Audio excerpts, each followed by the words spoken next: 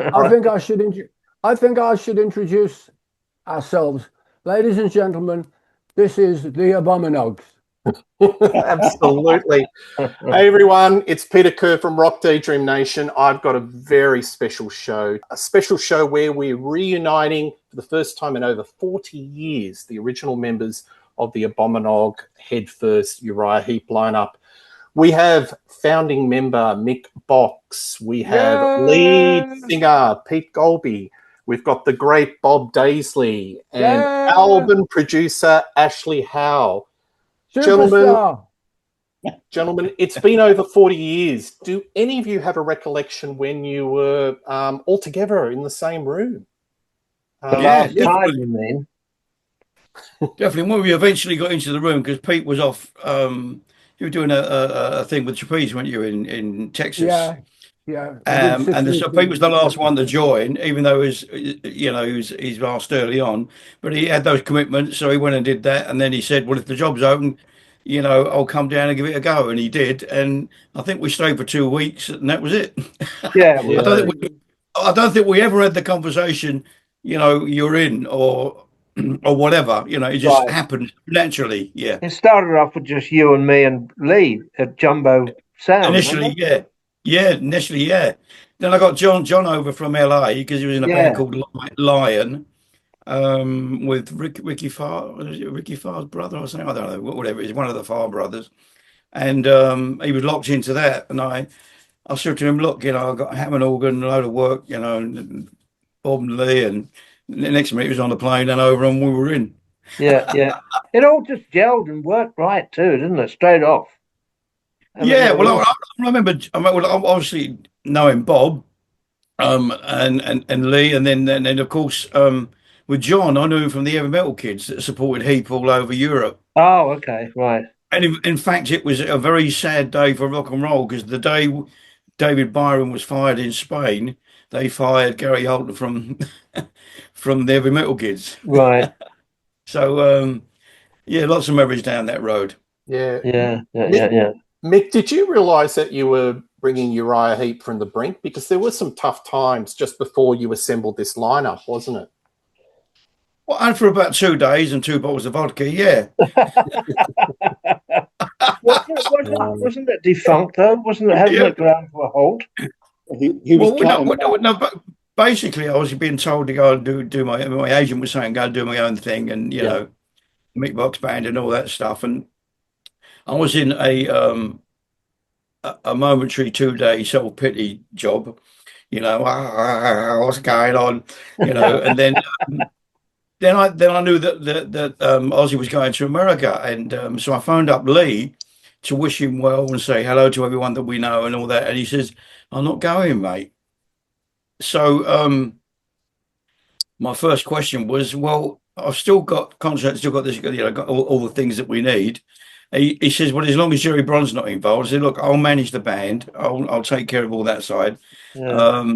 He'll have nothing to do with it in retrospect, the day-to-day running business. And he went, right, I'm in.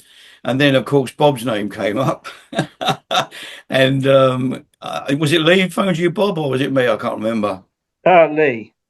Lee, yeah. And then Bob It said, was a sort of a ready-made rhythm section. Okay, there's three of us. yeah, so that was right there, and I Yeah, know yeah, John Sinclair.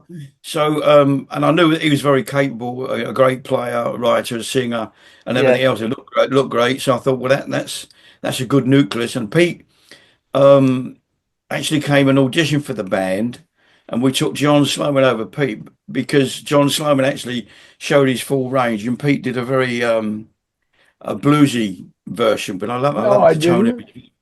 Oh, yeah, I love the tone. I love the tone of your voice, I'm a pop. and Listen, man, I'm a pop I knew, singer. yeah, I knew there was a lot more to you than what you gave at that audition as well. And of course, when the opportunity came, you were first on my mind, and I phoned you up, and of course, there you came, mate, in full glory. Yeah, man. Absolutely.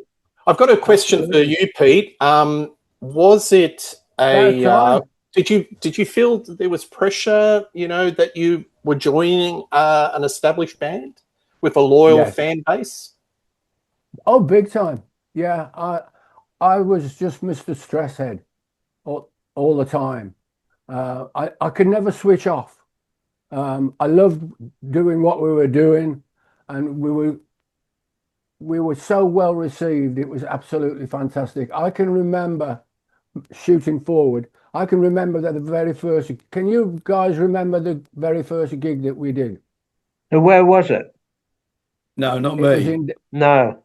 Where was it? Norway. no way, not Norway. Norway. Norway. It was in Dallas, Texas. Right. Okay. Oh, And was it? It was Cardi's. You remember that? No, that Wow. wasn't the first gig we ever did, though. I'm sure it was. No. First, that was the first gig on the American tour. Yes, it was. Yeah, That was in 1982. We'd Yeah, done that's- gigs in 81 because that Well, was the day that we arrived in Dallas was the day that Randy was killed. Because Lee and I went down to Cardi's to have a look at the gig that we'd be doing the next night, and the girl on the door told us that there'd been this plane crash, and I went in and spoke to the DJ inside who knew all about it, and he told me that Randy was killed in the plane crash that morning. So that was March the 19th. So where was the first gig that we ever did? I've always it would have been believed in that it was England. at Cardi's. No, I did a bit of research, and it American said tour. Scandinavia. It said Norway. So that was apparently your first gig. I don't know if that's accurate or not. That might be right. Hmm. Oh, Yeah. actually, now you've said that, I can remember us doing a gig. It was a festival, and we were still recording Abominog, and we went out for the weekend, and we were headlining on the Sunday night. And I remember Oh, that wasn't the Isle of Man thing, was it?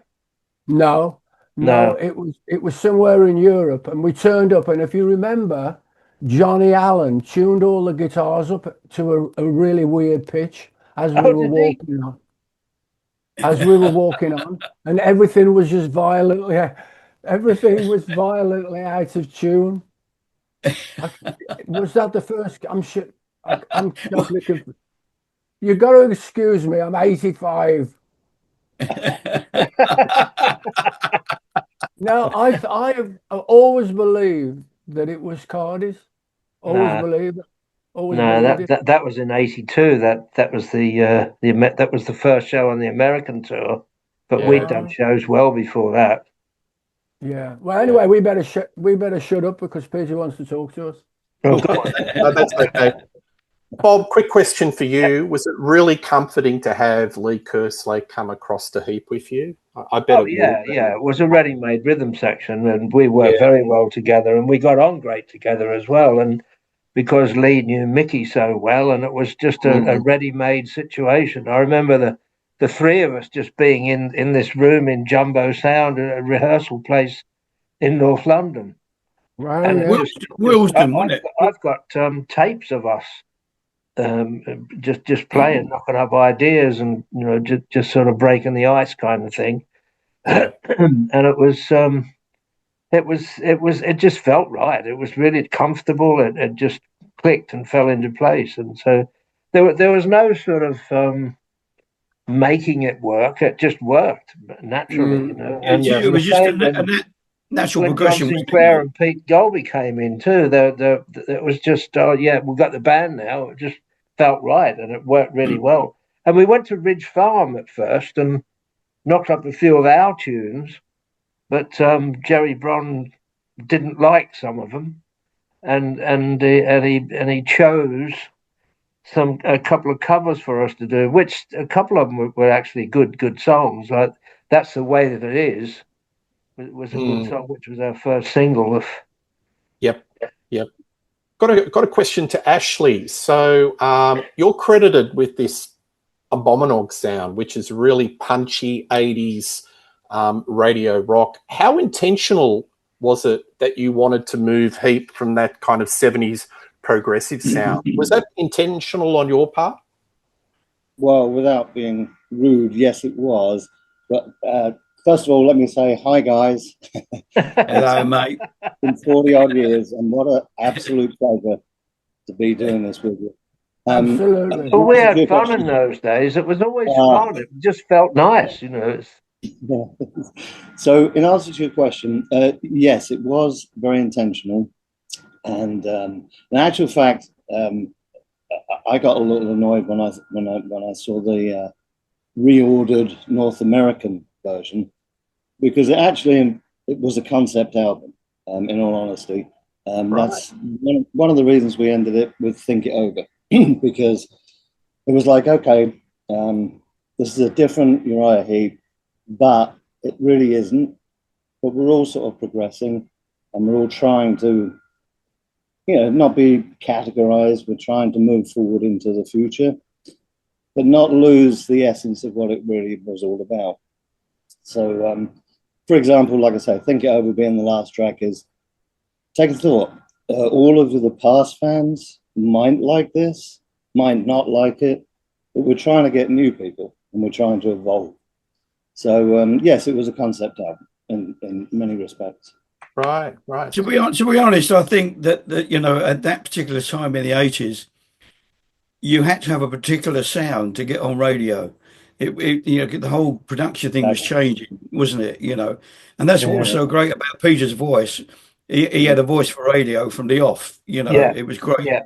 Yeah. And I really do believe that there was a whole transition in how you sound as to how you're going to get on that radio. We captured it with Ashley, and obviously, as Bob just said, the way that it is, and of course, the whole thing went top 40 in America, and we had a sort of rebirth of the band, which was fantastic. Yeah, absolutely. Mick, on social media, and a lot of my, people that subscribe to my channel who love Uriah Heep, they always come back to this album. Why do you think, what's so special or timeless about Abominog and maybe Head First that seems to be cross-generational? People keep on getting into it, more and more fans. Yeah, but also I think a lot of people, they're good albums. Well, good songs, good albums. True. They're good albums. Yeah. They hold up well. I think a lot of people, that was almost their introduction to Uriah Heep as well. The Abominog Head First. So they didn't realise there's a lot of history behind us as well, and I think that was one of the things that really captured everything, because it was new, it was different direction and everything else, but it was still Heep, and there's undeniable Heep, and that's down to Ashley really, because he knew the essence of the band from the early days, don't you, mate? Yeah, from the studio we worked together, Daily Landstone. So he had the whole history in his DNA before we even got into doing the Abominog. So he just gave it the today approach, if you like, and it all worked very well. Yeah, I actually want to add that, because I started with you making 1969, 70 on the very first album. And, I actually worked on 15 of the albums in one way or another. Were you producer or engineer or what? Assistant engineer for a whole bunch of them with my lovely friend Peter Gallen. Oh yeah. Amazing person. We later went on to be produced, and I engineered a couple of Ken Hensley's solo albums and David Barr. But no, I just wanted to say that coming in at the age of 17 and working straight with you guys was just the best thing, and it was so soulful that I tried on Abominog to bring that back again. Yeah, because I do feel that you're one of the best bands. I'm sort of tearing up. Well, I didn't know at the time, but found out later that David Geffen wanted to sign that album and release it on Geffen Records in America. Right, that would have really put us on the map. Yeah. Well, that's the whole point. Jerry Bron fucked that up, didn't he? Well, there's a whole story. Well, Bron was having troubles, wasn't he? And he wanted Geffen to take the whole roster, every band. Well, and he said, no, I just want Heep. I don't want everyone else. Yeah, David Geffen said, no, I don't want Girl School and Motorhead and all the rest of them. I just want Uriah Heep. And he said, no deal then. So we missed out. Right. And that would have been a massive move. That's exactly true. In fact, John Kolodner, who was one of your biggest fans, incidentally, And I think probably one of the best A&R people ever, because the rest were basically R people. Yeah. He absolutely really liked Abominog, everything about it. And I think after listening to that, he wanted to hear where we were going on the second album. And I was kind of in touch with him playing and stuff. And he really knew that we were going the right way on that. And I think at that point, it was approached that he'd like to take you on. Yeah. Right. Right. I don't get involved in the politics, because at the time I was, an employee of Jerry, and he did good by me. But I know that I know what went on, and there's actually certain things that I never told the band until a long time after. But when we were actually doing at first, we've done the basic tracks. Yeah. And I looked across to Mercury to, they wanted to listen to them, so I went across. I was doing something else, played them to him, and the guy said to me, "This album's going to be amazing. It's going to be better than Abominog, but unfortunately, we're dropping the band." I said, "What?" And I knew all this before we started the major overdubs, and it was very hard to do that album knowing that it was not going to be promoted. But I didn't tell you, because how do you go in and tell people, "Oh, we've got another 2 months of recording, guys, but it's not going to go anywhere"? Yeah, so definitely one of the greatest what if questions, isn't it? Definitely. Well, it could have been, and I think they've gotten a lot more promotion and stuff like that. And Kolodner, from what I understand from his comments, and in fact, because of Abominog, he gave me Ted Nugent to do, and then also offered me Asia, because he liked the infusion of different ideas into a situation. And there's absolutely no doubt Uriah Heep is one of the best bands, and they can write songs. But that particular situation, we had to sort of interject different little things. Jerry was very helpful, but also a little hindrance. And I don't want to talk badly about him, because I think he was, in some respects, a great producer from the point of view of organisation. But I don't think he really ever totally understood the band from the grassroots. Right. And him having to let go. I think the first album co-produced with you guys was High and Mighty with Peter. You can stick your contract up your flue from running. I remember looking at everybody when it got to that point, and I don't think he actually heard it. But either way, the thing that I always think about is not knowing him politically. It must have been very hard for him to let Uriah Heep go, because that was his baby. And it's always hard to. So the way he did it was to let Peter, who was always his engineer at the time, have control, and in essence keep control over it, but from a distance. And that must have been hard. I remember cringing when we were playing back, the first album that Peter and I did, because I thought he was just going to absolutely pick it to pieces, and he couldn't, because it was really good. In Bron's defense, Jerry's defense, I didn't know him politically. He treated me well, but I do think that he held the band back at that particular time. And I think you were ready to go big. Yeah. Well, I remember I got a phone call from Ozzy, because I was still on good terms with Ozzy. We were still talking, and when Abominog came out, he was in LA, and he phoned me. I was in my flat in London. And he phoned me, and he was just raving about Abominog. He fucking loved it. He said, "Oh, I'm going to have a sandwich board made, and I'm going to wear it up and down Sunset Strip, telling people to buy this album." He fucking loved it. He was over the moon with it. I remember you telling me that. Yeah. Well, he was always down the studio with us, wasn't he, Bob? He was always popping down. Oh yeah. At the Roundhouse, and then going over to Belmont for a drink or three. Well, we drank. We probably drank until we couldn't do any joined up talking. Talking about that, Mick, do you remember the Ridge Farm sessions when we actually started the idea of the album? Oh yeah. Yeah. Do you remember John grazing? And I came out one night and I heard this howling, and it was John barking at the moon. I got to come in there. I can remember us being in the studio, and there was just me and Ashley at Ridge Farm. No. This was the Roundhouse. Head first. Where did we do head first? That was the Roundhouse, wasn't it? Roundhouse, Roundhouse, yeah. Roundhouse. Yeah, we recorded it at Island Studios. There you go. And I can remember being in the studio with Ash one afternoon, and Bob walks in with Ozzy, and I'd never met. Do you remember this? Yeah. He's laughing because he knows what I'm going to say, and I can remember Bob walking in with Oz, and we were doing the lead vocal on the other side of Midnight, right? And one of my favorite songs. And anyway, they walked in, and Bob introduced me to Ozzy, and Ozzy had got a bottle of, I don't know whether it was Jack Daniels or it was a bottle of scotch. And anyway, it was about a third gone. And he's taken a swig of this whiskey.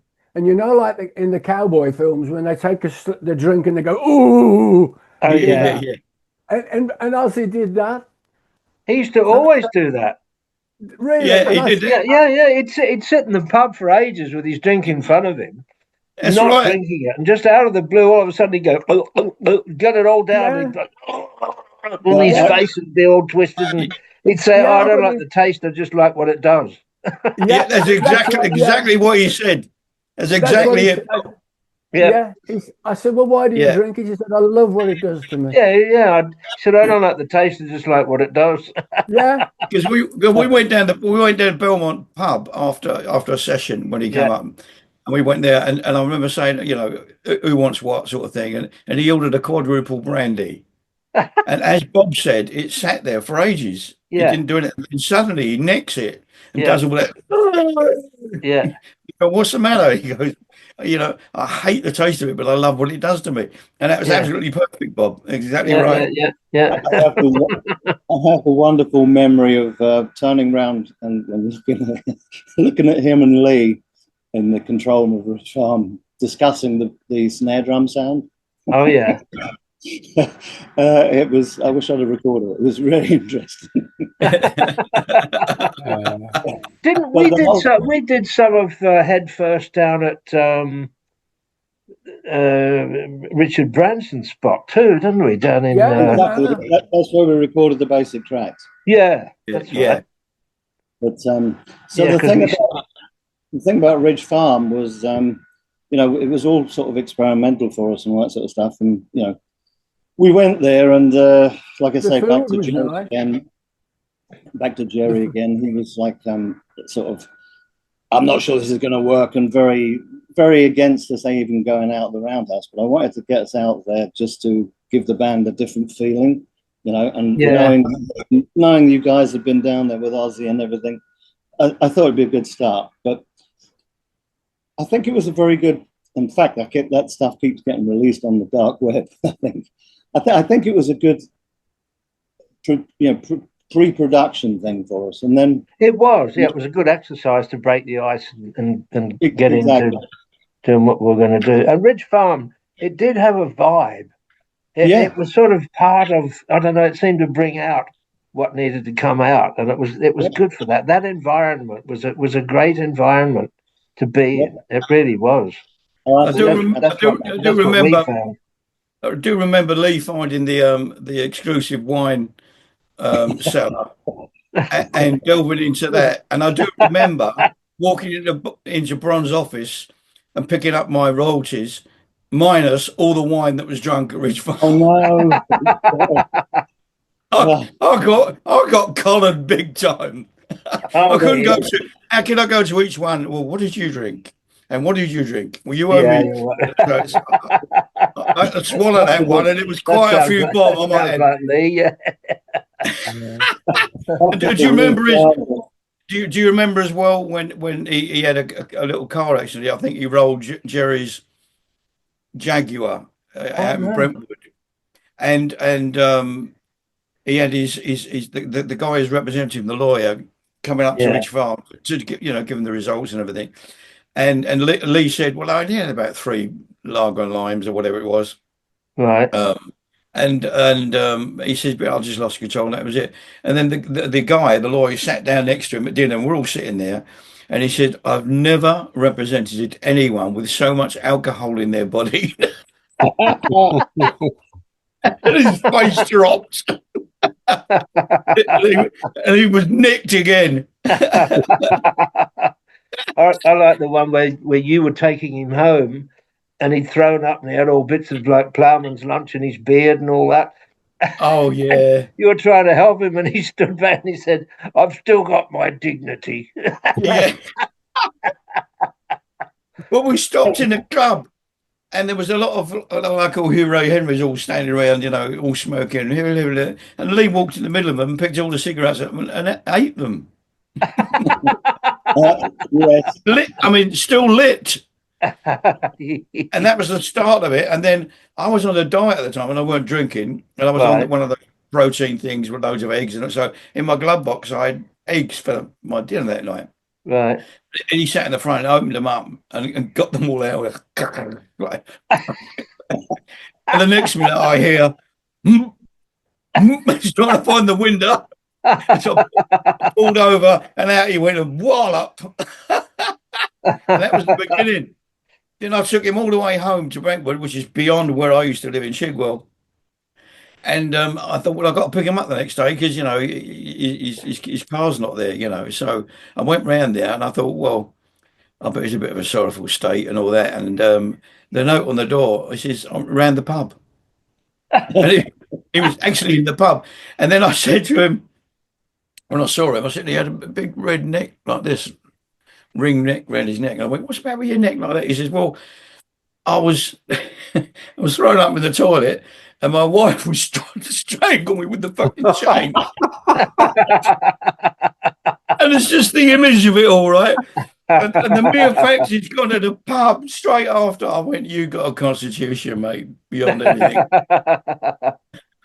Well, I've learned a bit tonight about the Uriah Heep story. It's been pretty good. Got a couple of questions. Pete Goalby, how hard did Ashley work you on the vocals? Because it's a vocal masterclass on Abominog and Head First. Was he a hard taskmaster? Yes, absolutely. Yeah. Absolutely. Yeah. But Ashley, thank you. You're welcome. I was about to say that you were such a huge part of, the planning of Abominog, especially with Too Scared to Run. I know it ended up as a band collaboration and everything, and a couple of the other tracks. Having worked with you in the Destiny situation, Yeah. I realised that you were just Yeah, force to be absolutely weapon, and it was a pleasure. But it's a fallacy. I didn't push you. I just opened the fader. You did. He used to give me such a funny look. He'd walk he'd come from the control room and he'd walk up to me in the studio and he'd walk around the microphone and then he'd look at me and then he'd walk back to the control room and then carry on.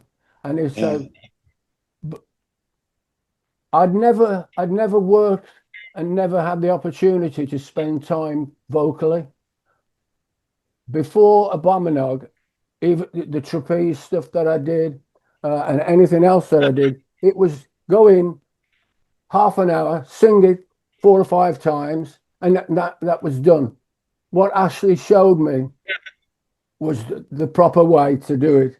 And Ashley, if you had a voice, you would be the best. You would be the best singer on the planet. Because the only thing missing is your actual voice. But you are a genius.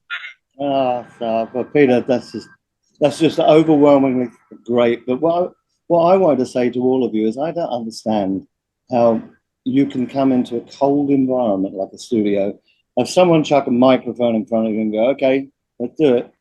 Yeah. When you just, you thrive on that atmosphere of whether it's 5 people, and I have to say this, I've seen Uriah Heep in different venues, big, massive, small, and they never play any different. I mean, Mick gives it his 1,000,000%. It's always like, you're there.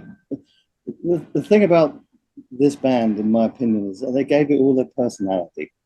And I think that's what we were lucky enough to achieve on those two albums, was capturing, I mean, Bob's bass playing is just unbelievable. And if you just tune into the bass, the effort, the precision, and just the feeling that he's putting into it. You can put a bass player on anything and play the lines, but it's the difference between one guitar note from Eric Clapton to one guitar note from me.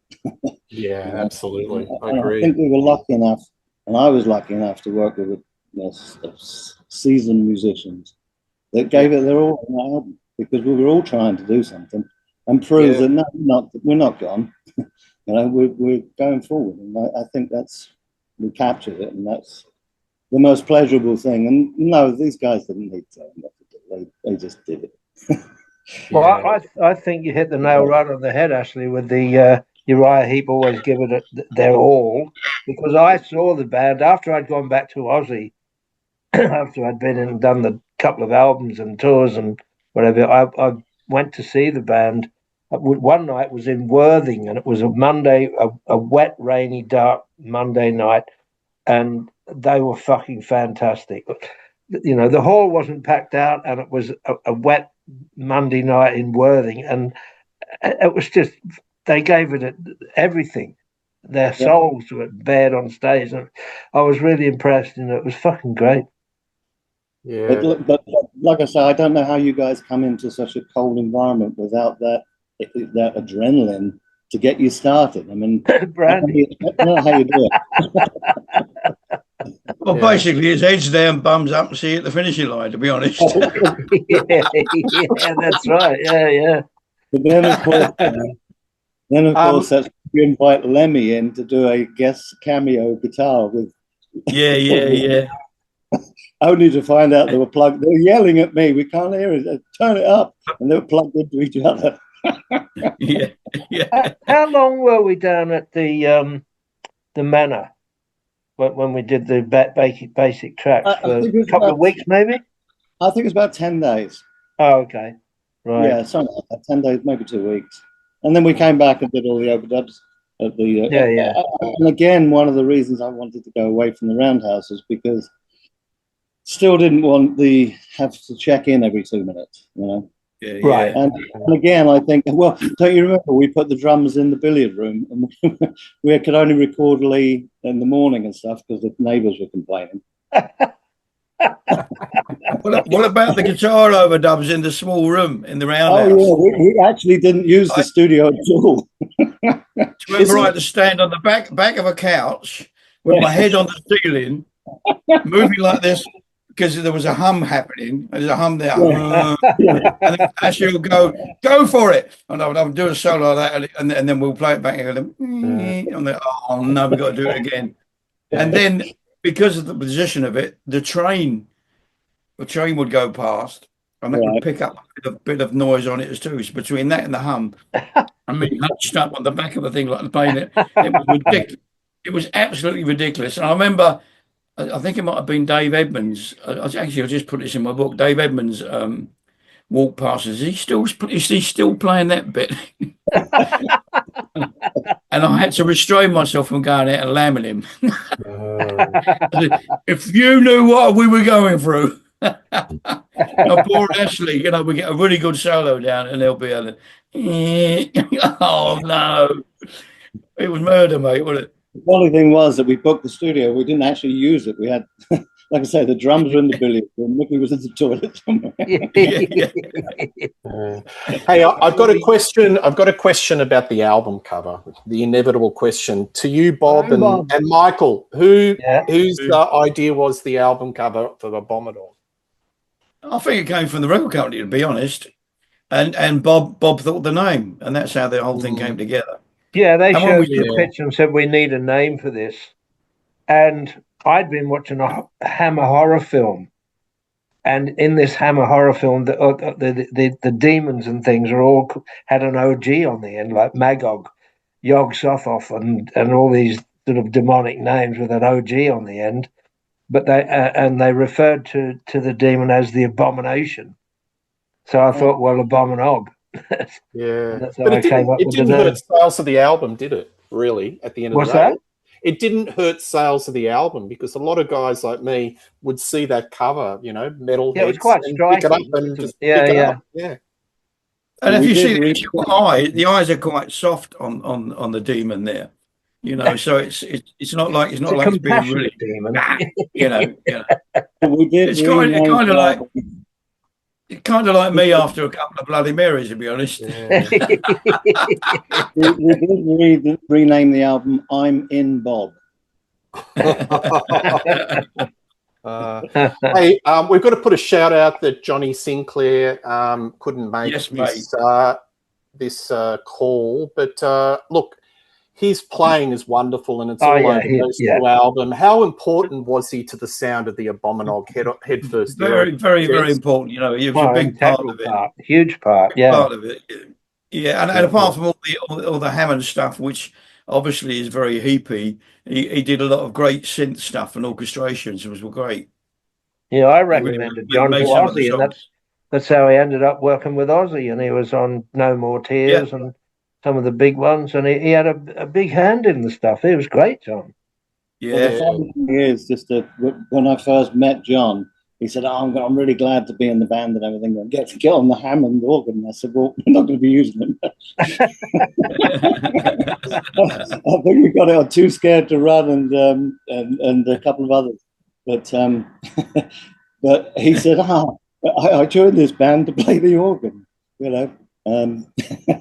Yeah. He embraced it very well, you know, and he came up with some great ideas. Yeah. Oh, you can't fault John, and what a tremendous. I recently, well, not recently, recently compared to the universe. Yeah. Then He was a massive part of it. Funny bugger too, wasn't he? Daft as a brush, funny as fuck. Oh yeah, We never stopped laughing with John. He just, No, that's right. anything was up for grabs. You don't ever give him a dare because it would happen. Yeah. Well, I know John's watching this show, so g'day, John. Oh, good. Hello, mate. We love him, mate. We love We him. miss you, mate. Another thing I wanted to say was it was such a pleasure working with you guys because everybody listened to any ideas that anybody had, and everybody was open. And one of the worst things on working with any band is the adversity to listen to anything possibly new or any other people's suggestions. And all of you were so supportive of each other, and it was great to see. For me, it felt like a family. It really had a family atmosphere, and I loved that. It was really. I was so sad to leave the band and go back to Ozzy. I didn't want to, but I just didn't think it was being. I just didn't think it was being handled right, and it got really frustrating. And when Ozzy said come back, I had to do it because I didn't have a choice, but I didn't want to, and I'll be honest about that. I didn't want to. I wanted to stay with the Heep. I love the band.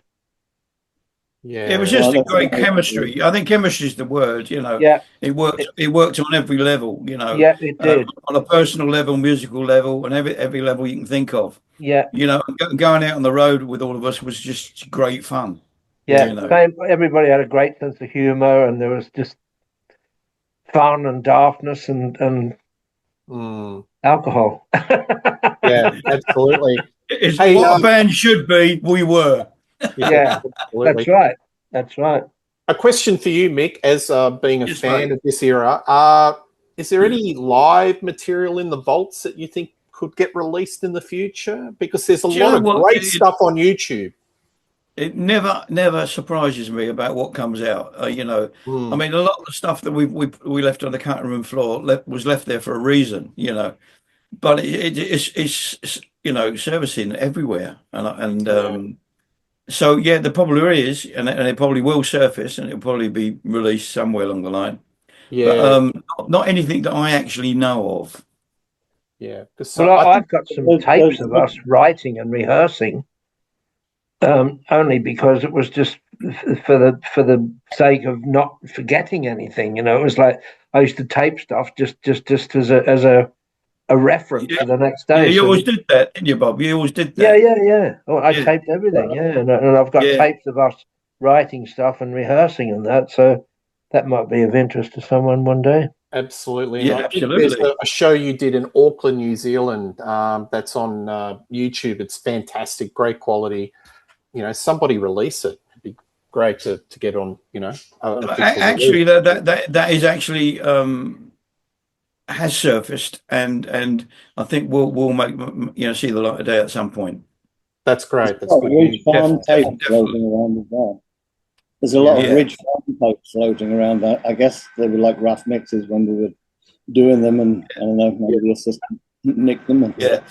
Yeah. But they didn't come from me. Yeah.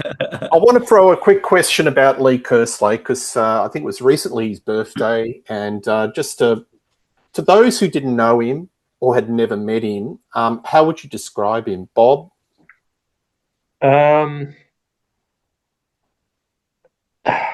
big, lovable teddy bear. He was such a lovable bloke. He really was. As strong as an ox, tough as nails, but really lovable. Yeah. It was a John Bonham behind the kit. A great drummer, and a really a strong personality as well. And but always, you could always get along with him. It was never a problem. Don't forget his great voice as well, Bob. Oh yeah, fucking absolutely great singer part of too. the harmonies. Well, he came up with some of the vocal melodies for some of the stuff on the second Blizzard of Oz album, the Diary of a Madman. A couple of the vocal melodies on that were Lee's. Yeah, he was great with all the bottom end harmonies. He was spot on, Yeah, and he took a lot of pride in that, I have to say as well. Yeah, It was just a fantastic character. He's one of life's characters for sure.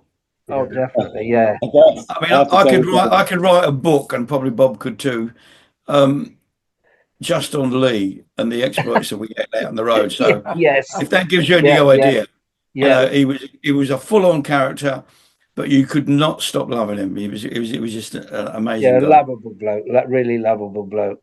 Yeah. It was a very sensitive guy, wasn't he? I had one memory when we were working to a click track and everything, and we were doing the drums, and halfway through a song we stopped, and Lee looked up and said, "What song are we doing?" I told him the song. He said, "Oh yeah, great." He said, "Oh, and that click track keeps coming backwards to my brain." Well, back in the day, he had the fastest right foot, didn't he, Bob? He ever.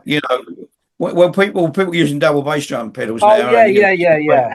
He had the fastest foot in the world, and everyone used to marvel at it, because he was almost doing double bass drum stuff with one with pedal. A single bass drum, like John Bonham did that. Yeah, similar sort of thing. I remember when we were putting the Blizzard of Oz together, it was just me and Ozzy and Randy, and we'd auditioned about 40 or more drummers, and we just could not find the right bloke. And Lee was the last bloke we had to audition. Yeah. And the record company had told us, if this guy doesn't work, you're going to have to go in and get somebody to do it as a session, maybe somebody like Cozy Powell or somebody like that. And we thought, no, we want the band completed anyway. But he'd got a tape of the demos that we did about 4 or 5 songs in a demo studio. Lee had a tape, and so he was familiar with them. And the first song we started playing was a song called I Don't Know. And Randy and I just looked at each other and thought, where's the fuck has this guy been? This is the guy we're looking for. And it was Lee.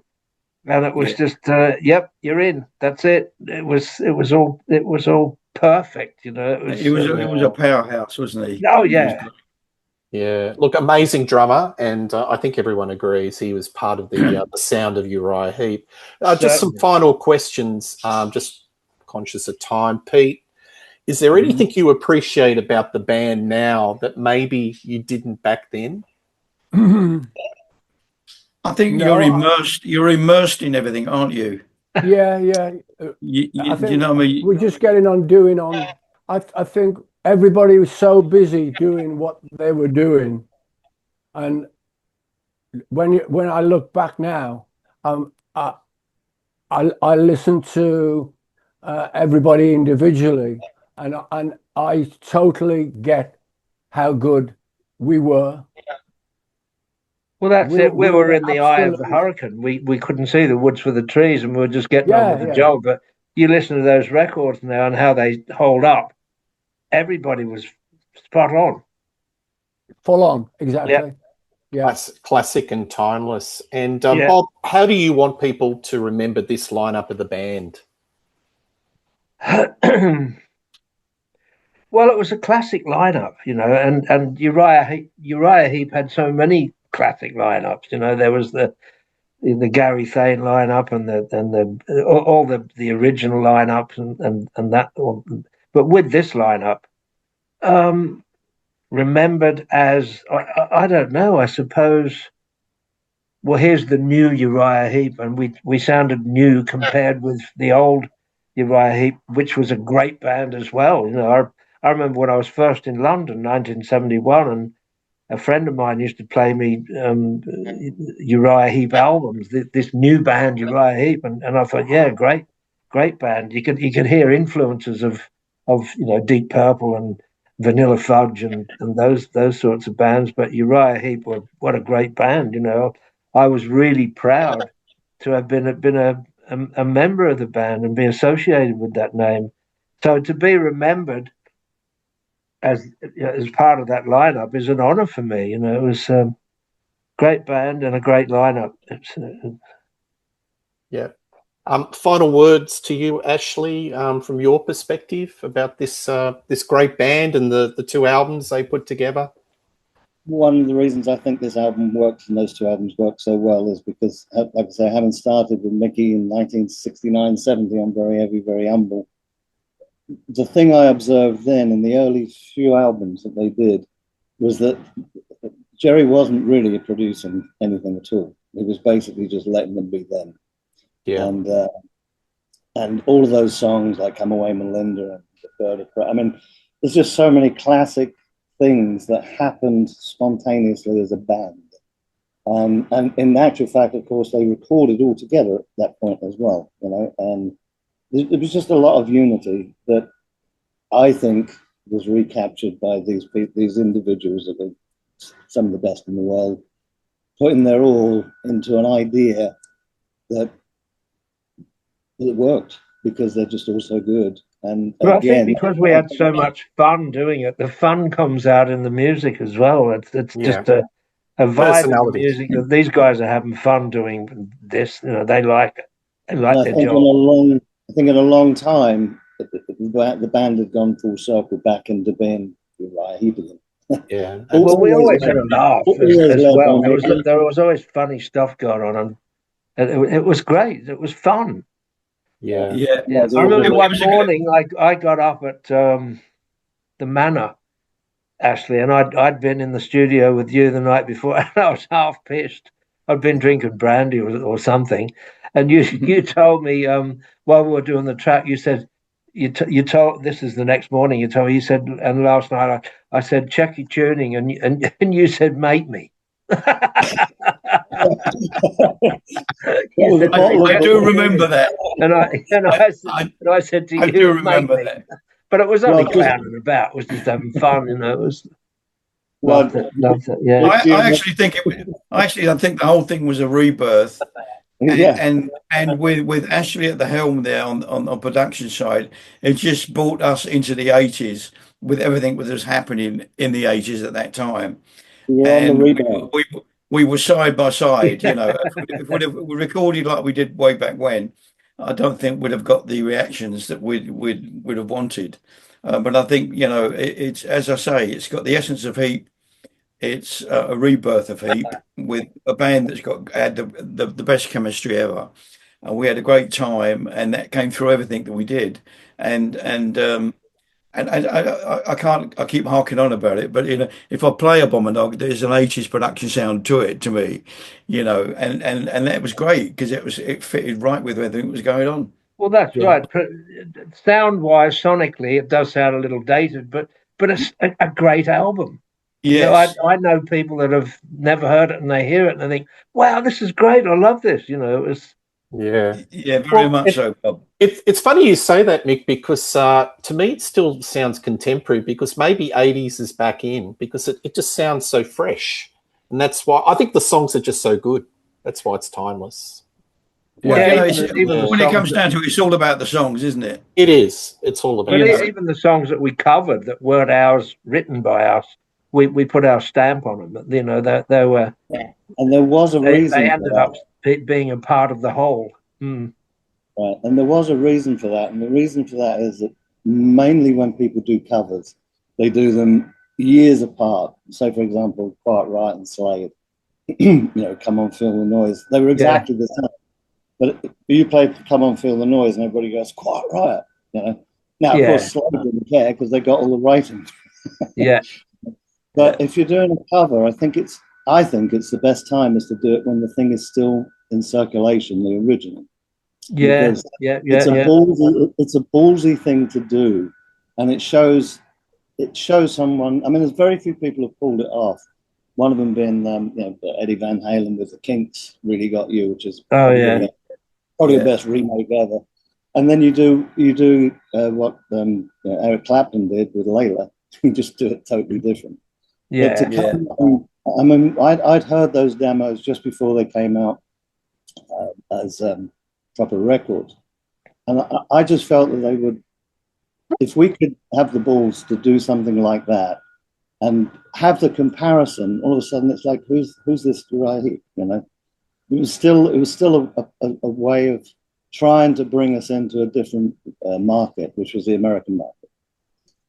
If you can hear my dog, can you hear my dog barking? That means someone's at the front door. Do you mind if I just pop down there?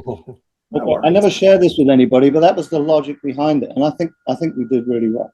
I think we came up against the original versions, and it was like, I was really disappointed when I found out about the Geffen thing and all that, and losing that, because that would really, you know, made all the difference in America for us. Well, because he was the best A&R person you could ever meet. I mean.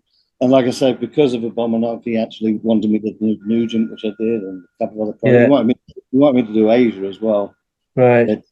There's another story there. But he's the only person you could respect in the business, to be honest. Everybody else was an R person. They'd look at each other. He was tailor-made to do that sort of thing, wasn't he? What he did with Whitesnake and Aerosmith, like those 70s acts, bring them into the 80s. I can easily see he would have done that. I was talking to him when Donna Summer came in with her new album that she'd not done with Giorgio Moroder. And he said, hang on a second. He listened to the first track, he took the tape off and threw it into the garbage can and said, now go back in the studio and do it properly. That's an A&R person. Yeah.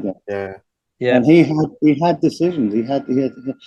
And he was really into the band. I mean, I know there was some conjecture about On the Rebound and tracks like that, but to be honest with you, he actually really liked that track. And I had done a demo with the band called The Rods that he asked me to do, and I did Stay on Top with them. Now, he didn't sign them, but he absolutely loved that song, which was... What, On the Rebound? No, Stay on Top. He really liked it. Because I hated On the Rebound. I refused to play on it. I know.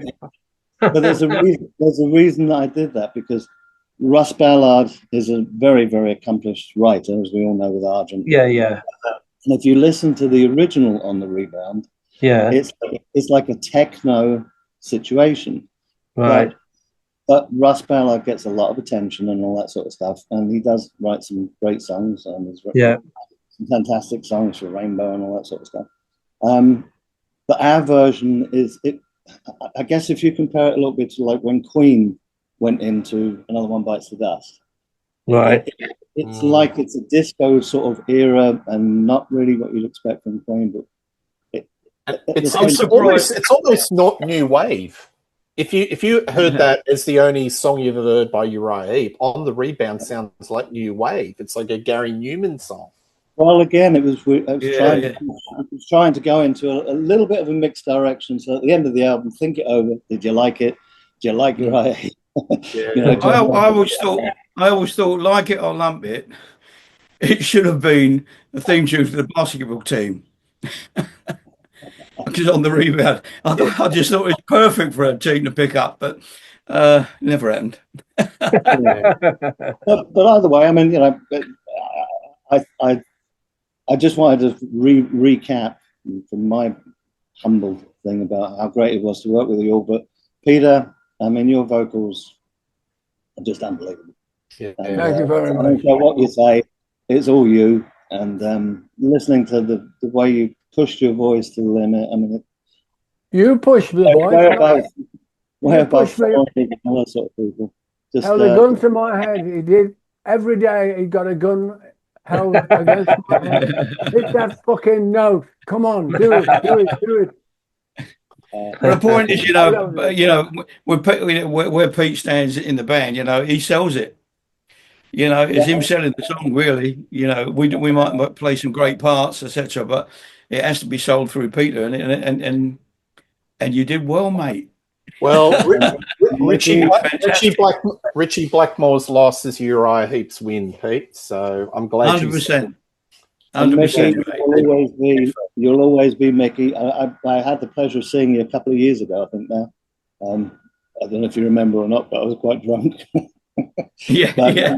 you were playing just like you were in '69. I mean, just unbelievable. You give it your all, mate. And here's for another 40 years of your life. Yeah. Absolutely. Yeah. Absolutely. All right. Well, thank you, gentlemen. This has been a fantastic show. It feels Oh, like it's been a pleasure. I've I've really enjoyed I've it. just been at the pub and I'll have another ale. It's been great. Well, I'm going to sleep now. Oh yeah. Yeah.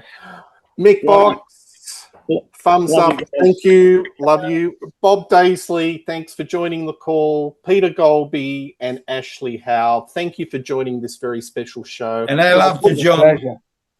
And I'll put the links of everything that you guys are currently doing so people can dive in and just see what's happening. So Well, I'm going to once mow the again, lawn in a minute. absolutely. All Rock right. Daydream Love you all. Nation, Love you guys. reunited Heep, thumbs up, happy days. Yeah. Happy days indeed. All right, God bless. thanks, guys. God bless Lee. And God Yeah. bless you. And John John, we love you, Sinclair. John. John, And John, John we love you, Sinclair. John. You're the best. Yeah, Okay. yeah. Cheers. Cheers, guys. Cheers, mate. Yeah. Happy you. memories. Love to you all.